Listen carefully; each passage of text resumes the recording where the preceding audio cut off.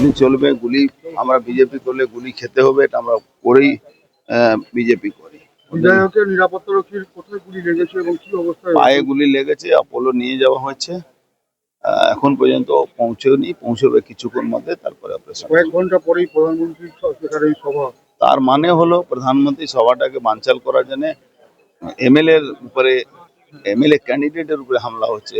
Doctor Rajesh Kumar জি retire IPS DG হয়ে retire হয়েছে, তার উপরে হামলা। তা আর লোক কে বাঁচবে ভাই? জানাবেন ইলেকশন কমিশনের? ইলেকশন কমিশনকে সবটাই জানানো হয়েছে। আমার মনে হচ্ছে ইলেকশন কমিশনের পাশে সৌরভ সিং এর বাড়ি থেকেও বোম আর গুলি চলেছে, আর ইট পাথর চলেছে। আমার মনে হচ্ছে ইমিডিয়েট সার্চ করা উচিত। নিরাপত্তারক্ষীর উপরে যদি গুলি চলে সাধারণ মানুষ তাহলে কি? সেন্ট্রাল ফোর্সের উপরে গুলি চলে, তার মানে বুঝতে পারছেন কত সাহস আছে। কি নাম তার? ওই ওখানে যত ক্রিমিনাল আছে আপনার, যারা এসেছিল হামলা করেছিল সব নাম আছে, পেয়েছি আমরা। ওই অমিত গুপ্তা আছে, ওই তরুণ আছে, তারপরে ওর অমিত শাহ আছে, আপনার কি নাম ফিরোজ আছে, কালাবাবু আছে, এরা সব, সৌরভ সিং আছে, ভিক্কি সিং আছে, এরা সব ছিল। মনোজ কুমার কোনো ঝামেলা হবে না। কালকেই কমপ্লেন করেছে আইসি পাশে কি ওখানে যব প্রতিবাদ করছিল, ওখানে যব একটা স্ট্রিট কর্নার মিটিং করছিল, ওখানে টিএমসি লোক এসে ঝামেলা করেছেন। এই জন্য কালকে থানা ঘেরাও করে কমপ্লেন করেছে।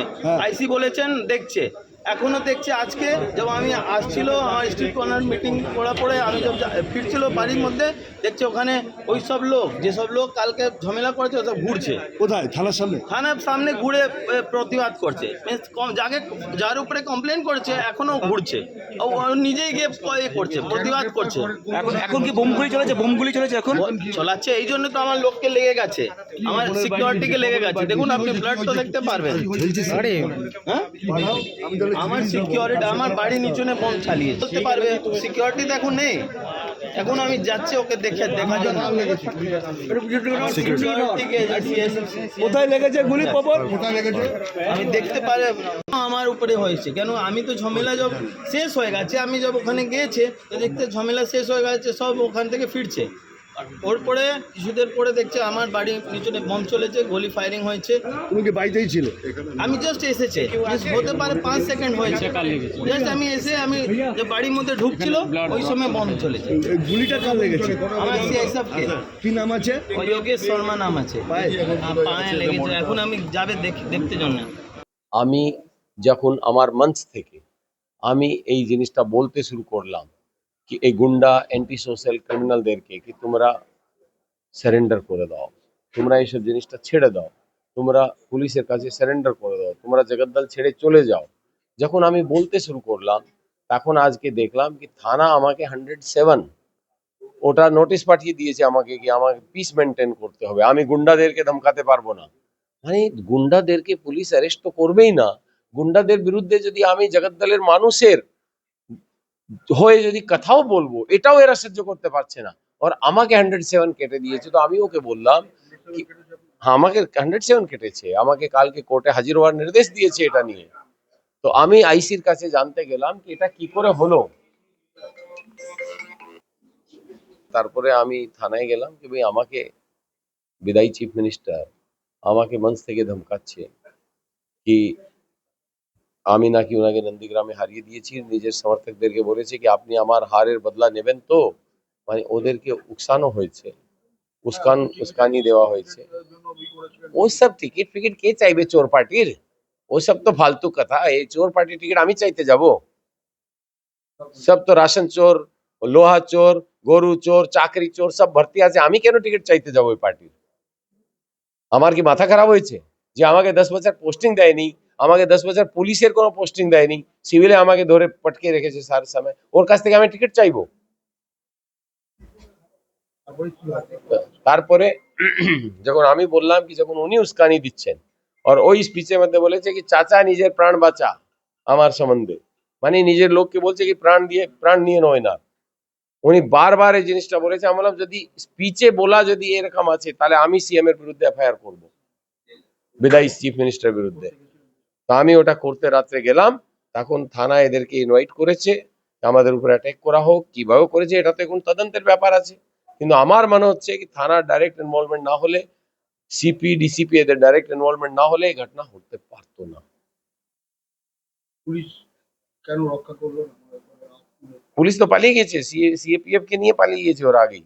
সিএপিএফ কে অন্য জায়গায় ডিউটি ডিটেল করে দিয়েছে, so আমাদের উপরে ভালো করে হামলা হতে পারে। আগে থেকেই জানতো যে খবর দিয়েছিল। তো নিশ্চয়ই কোনো প্ল্যানিং আছে, এটা তো এখন তদন্তের ব্যাপার আছে কি এক্স্যাক্টলি হয়েছে। তারপরে এখানে পবন সিংজির বাড়িতে হামলা হলো, বোম চলেছে, গুলি চলেছে, তো এটা তো প্রি প্ল্যান্ড আছে তো সব। এরা আপনি ভাবুন, আমরা যে বারবার বলছি কি জগদ্দলে ভাটপাড়ায় পিসফুল ইলেকশন হতে পারছে না, কারণ এত গুন্ডা এলিমেন্ট ঘুরে বেড়াচ্ছে, এই যারা এদেরকে মাথার উপরে বসে আছে এরা প্রোটেক্ট করছে, আমরা বারবার একই জিনিস বলে যাচ্ছি। মুখ্য নির্বাচন কমিশনার তো কালকেও বলে গেলেন যে কোনো দুষ্কৃতি বাইরে থাকবে না। তাও দেখুন কি অবস্থা, আপনি দেখুন। তারাই আর যে এমডি ফিরোজ, যার বিরুদ্ধে আমরা কমপ্লেন দিচ্ছি, ও তো আপনাদেরকে থানার বাইরে বাইট দিচ্ছে, আপনি তো নিজে দেখছেন, ও থানার বাইরে বাইট দিচ্ছে লোকজনকে। আমরা জানিয়েছি সব জিনিসটা, আবার এফআইআর করে আবার জানাবো। এই কি আছে, জাস্টিস তো চাইবই। এরা এরকম আমাদেরকে মেরে দেবে তো ঠিক আছে, মেরে দেবে, আমরা সৈনিক আছি, মারা যাব। বিজেপি প্রার্থী ভট্টার যে নিরাপত্তা পায়ে গুলি লেগেছে, ওনাকে হসপিটালে নিয়ে যাওয়া হয়েছে। এরা নিশ্চয়ই ভাটপাড়ার যে সিটিং এমএলএ আছেন আমাদের পবন সিংজি, ওনাকেও মারার চেষ্টা করতে গিয়েছিল, কি আগে নিরাপত্তারা কি মারবে, তারপরে উপরে ঢুকে ওনাকে মারবে। আগে আমার কর্মীদেরকে বাইরে মারছিল, পরে ভিতরে তো ঢোকার চেষ্টা করছিল কি আমাকে মারবে। তো এরা তো আমাদেরকে মারতে চাইছে, এরা জানে এরা জিততে পারবে না, এরা জানে আমাদেরকে মারা ছাড়া এদের কোনো পথ নেই, মারতেই হবে এদেরকে, আমাদেরকে প্রাণ নিয়ে নিতে হবে আমাদের, তখনই এরা এখানে কিছু করতে পারবে, ও মেরে দেবে। কালকে আগামীকাল প্রধানমন্ত্রীজির প্রোগ্রাম আছে, তাদের যদি আমাদেরকে শহীদ করে দেবে, আমরা বিজেপির জন্য শহীদ হয়ে যাব, কোনো অসুবিধা নেই আমার। আপনাদেরকে বুঝতে হবে বিধায়কের কি হয়েছে, তার সঙ্গে আমাদের এই গন্ডগোলটার সঙ্গে কোনো রিলেশন নেই। আমাদের বলছি, আবার শুনুন বলছি, আমাদের গন্ডগোলটা যেটা হয়েছে, আমাদের মেরেছে যেটা, সেটা হয়েছে থানায়। আর বিধায়কের যেটা শুনেছি, আমরা দেখিনি, সেটা হচ্ছে ওনার বাড়ি থানা দিয়ে প্রায় 1-1.5 কিলোমিটার দূর। তো ওটা মিলিয়ে দেবেন না দয়া করে। আমাদের যে ঘটনা হয়েছে আজকের সন্ধ্যাবেলায়, আমাদের নির্বাচনী সভা ছিল 8 নম্বর ওয়ার্ডে। আমরা স্বাভাবিকভাবে ওই মিটিংয়ে আমরা ব্যস্ত ছিলাম। সবার মধ্যে আমরা শুনতে পারলাম যে আটচালা বাগানে আমাদের দুজন পার্টি কর্মীকে পার্টি অফিসের মধ্যে ঢুকে বিজেপি কর্মীরা মেরেছে এবং আমাদের ফ্লেক্স টেলেক্স সব ছিঁড়ে ফেলে দিয়েছে। তো আমরা স্বাভাবিকভাবেই ওখান থেকে আমরা আটচালা বাগান ওই অফিসে এসেছি। আমরা ওখানে যখন এসেছি শুনলাম যে দুজনকে মেরেছে, তারা হসপিটালে ভর্তি। তো হসপিটালে নিয়ে এসছে, ওকে ট্রিটমেন্টের জন্য অ্যাডমিট করেছে। আমরা ওখানে পার্টি অফিসের সামনে আমরা সব বসছিলাম। মারধর করে আমরা তখন ওখান থেকে থানায় এফআইআর করতে গেলাম, যে দুজন আমাদের পার্টি অফিসে মেরেছে তাদের জন্য আমরা থানায় এফআইআর করতে গেছি। আমাদের স্বাভাবিকভাবেই আমাদের কর্মী সামর্থ্যে থানায় এফআইআর করতে গেছি। তখন আইসি জগদ্দল ওখানে ছিল না, স্বাভাবিকভাবেই আমরা বাইরে ওয়েট করছিলাম। সাডেনলি দেখলাম এক্সএমপি সিআইএসএফ নিয়ে নেমে আমাদের উপর চড়াও হলো। এই হচ্ছে ঘটনা।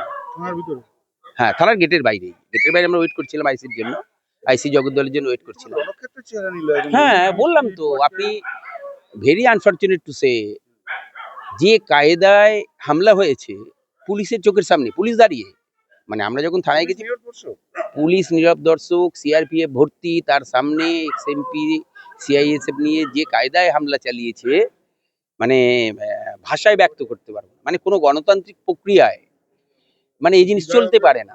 মানে যে আরে সেটা তোর সঙ্গে এটা এক না তো, সেটা আমি জানিও না।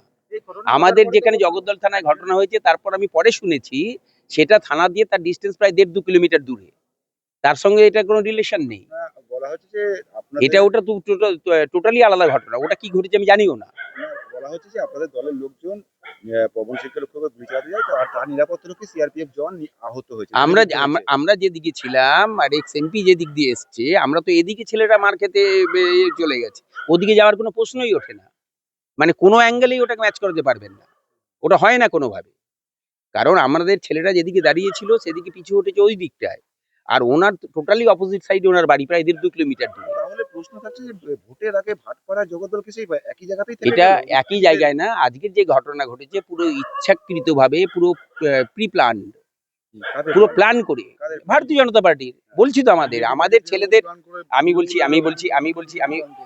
কি শুনুন, বিজেপি যেটা বলছে মিথ্যা কথা কেন বলছি, তার আগে ফার্স্ট টাইম যে ঘটনাটা ঘটেছে সেটা আটচালা বাগানে আমাদের পার্টি অফিসে দুটো ছেলে বসছিল, তাদের ভিতরে ঢুকে মেরেছে, তাতে আমাদের ফ্লেক্স ট্লেক্স সব ছিঁড়ে দিয়েছে, আমাদের ক্যান্ডিডেট সব ফ্লেক্স ছিঁড়ে দিয়েছে, ওদের মেরেছে।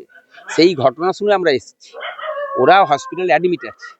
তারপর আমরা ওই অফিসে যখন বসেছিলাম তখন স্বাভাবিকভাবেই আমরা থানায় এফআইআর করতে গেছি। কতজন এনজিও আছে? এখন পর্যন্ত ধরে নিন 4-5 জন হবে।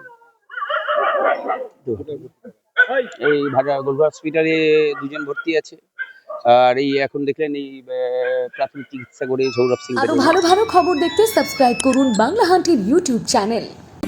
বাংলা হান্টের আরো খবর দেখতে নজর রাখুন। বাংলা খবর মানেই বাংলা হান্ট।